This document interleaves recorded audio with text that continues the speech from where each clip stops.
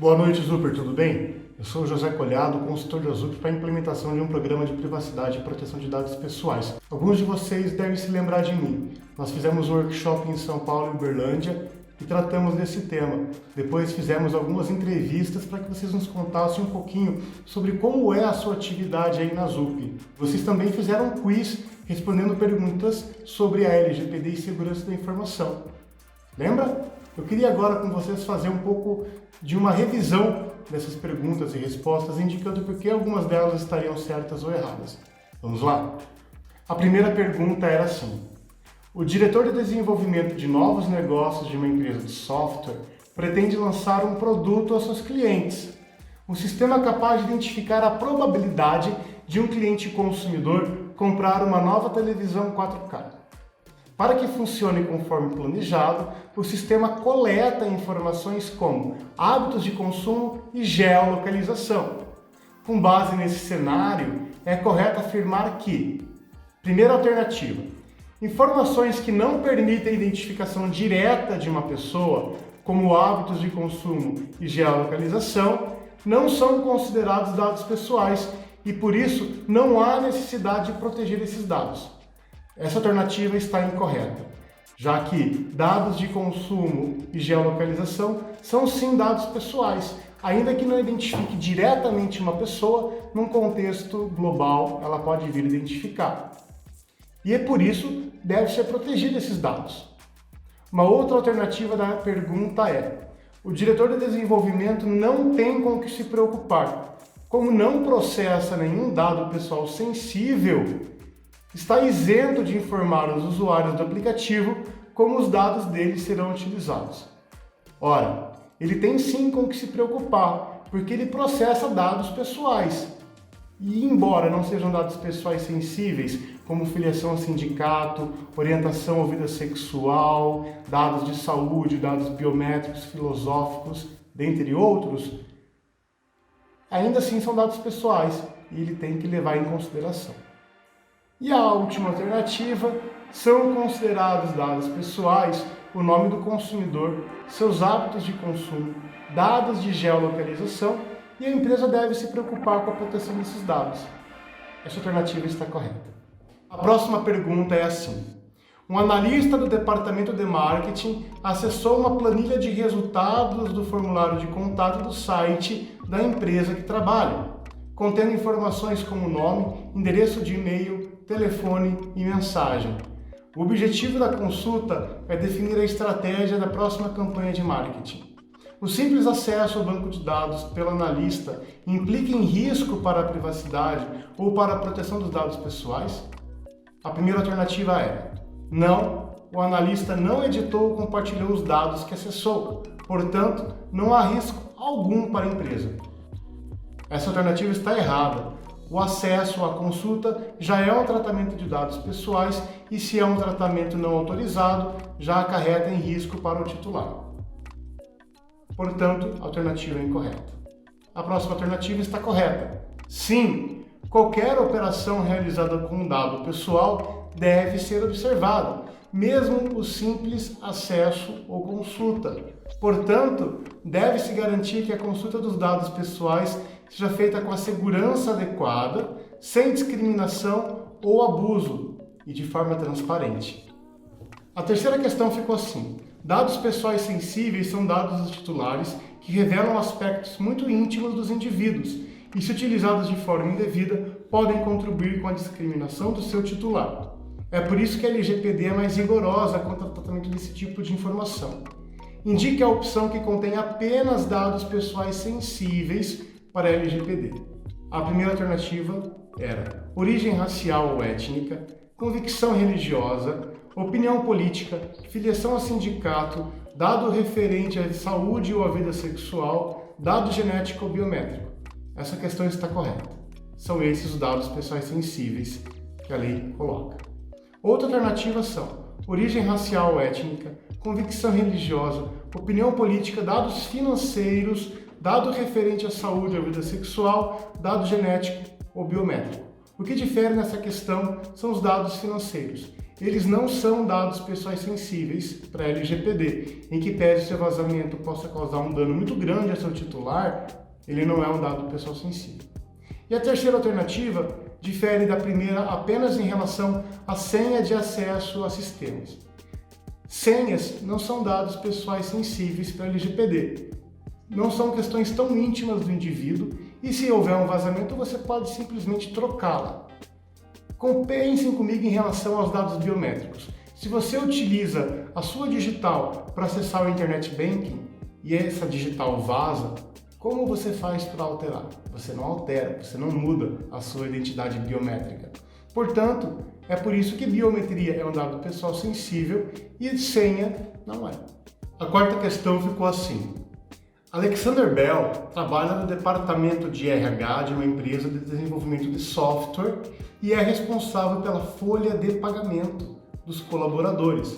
O sistema utilizado em sua empresa permite que ele tenha acesso ao salário e benefícios de todos os empregados, inclusive aqueles que já não trabalham na empresa. Com base no cenário apresentado, você acredita que há necessidade de se realizar modificação na permissão de acesso? Primeira alternativa. Não há necessidade de alteração, tendo em vista que Alexander trabalha no RH, sendo razoável que ele tenha acesso a todas essas informações, mesmo que não exista uma finalidade específica para ter acesso aos dados pessoais de ex-funcionários. Essa alternativa está incorreta. Por quê? A LGPD vai dizer que todo tratamento de dado pessoal deve ter uma finalidade específica. Se não há necessidade daquele tratamento, o dado deve ser descartado. Em algumas situações, não ter acesso a ele. No caso, Alexander trabalha com dados pessoais de colaboradores ativos na empresa e não de colaboradores que já saíram. Portanto, deve ser feita a alteração no sistema para que ele deixe de ter permissão para acessar esse tipo de informação. Outra alternativa é: deve-se fazer a mudança no sistema porque o simples acesso por funcionário que não tem permissão para acessar tais informações já é considerado vazamento de dados pessoais.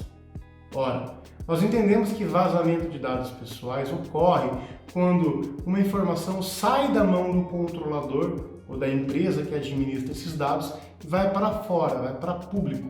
No caso Alexander, ele faz parte do controlador de dados, ele é parte da empresa. Então, muito embora ele não devesse ter acesso, só isso não configura um vazamento de dados pessoais. Mas, como falado na questão anterior, é sim um incidente de dado pessoal punível pela LGPD. Agora, a outra alternativa foi: deve-se fazer mudança no sistema. O fato de Alexander ter acesso aos dados pessoais de ex-funcionários aumenta o risco de algum incidente, como alteração indevida, exclusão ou vazamento de dados. Essa alternativa é a correta. A quinta pergunta ficou assim: em razão de exigências regulatórias, fiscais e previdenciárias, uma empresa passou a coletar uma série de dados pessoais de seus empregados e transmitir para o sistema e-social do governo federal. Tendo em vista que é obrigada pelo governo a fazer isso, a empresa acredita que não precisa se preocupar com a privacidade ou a proteção dos dados. A empresa está correta? A primeira alternativa ficou assim: a empresa está correta. Ela não precisa adotar nenhuma outra ação porque está compartilhando informações com o Estado diante de uma lei que a obriga. O titular dos dados não precisa tomar conhecimento sobre quais dados e como o tratamento será realizado, porque serão levados para o governo. Essa alternativa está incorreta. Em que pese sejam dados para o governo porque ela tem uma obrigação legal para fazer isso não a exime de garantir a proteção desses dados e nem de dar transparência para o titular sobre o que fará com esses dados. A próxima alternativa é a seguinte: não importa se o tratamento se deu com base no consentimento ou por exigência da lei, o titular sempre tem o direito de ser informado sobre a forma como seus dados são utilizados, com quem são compartilhados e para quais finalidades.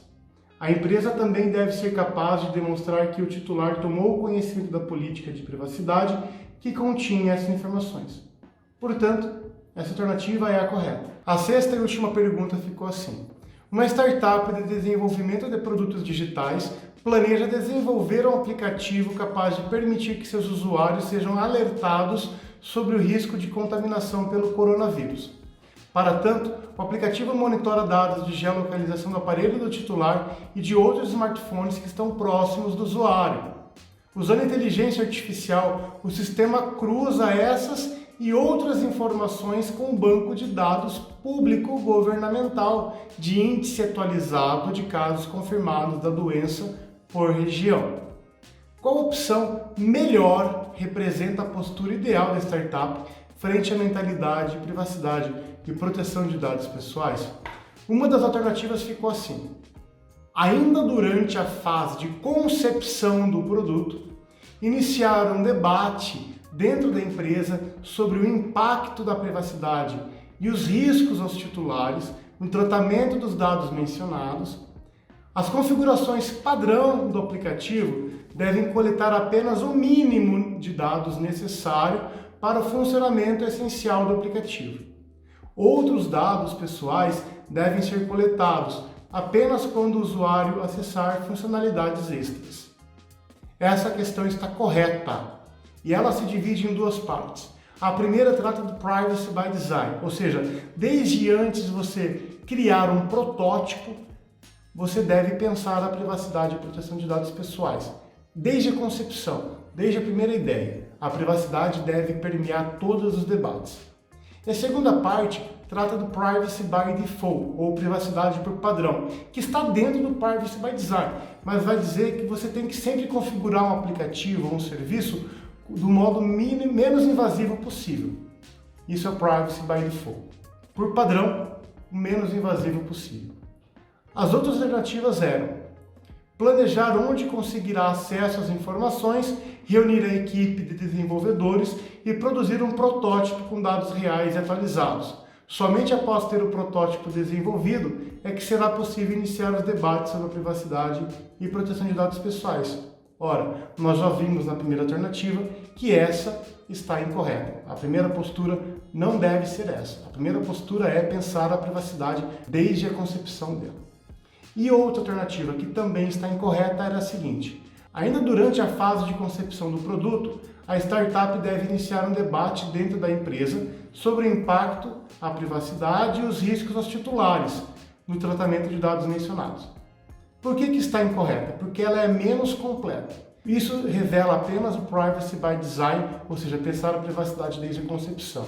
Aquela primeira alternativa mencionada, ela vai além, ela fala do Privacy by Default, de você configurar o aplicativo de modo a ser o menos invasivo possível para o titular dos dados. Portanto, a alternativa correta foi a primeira que eu mencionei. Muito obrigado.